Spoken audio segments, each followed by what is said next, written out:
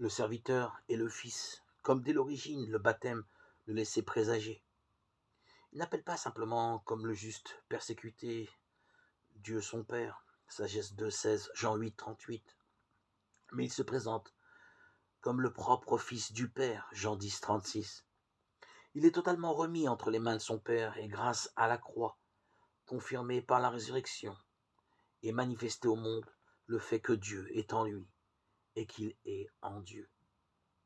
Il est vraiment l'enfant qui vit de l'intimité et de la confiance de son Père, comme le montre bien la prière de la communauté chrétienne primitive, acte 4, 24-30, qui s'adresse à Dieu le Père en lui parlant de son saint enfant, Jésus, acte 27, 30. L'existence de Jésus, qui comportait en elle-même une intensité infinie jusque-là voilée, prend alors sa signification intégrale. Le lieu d'où il parle et d'où il apparaît en éclair. Ce que Jésus savait depuis toujours, d'où il venait et où il allait, Jean 8, 14, parce qu'il était depuis toujours, dès avant la création du monde auprès du Père, et désormais dévoilé à ceux qui croient en lui.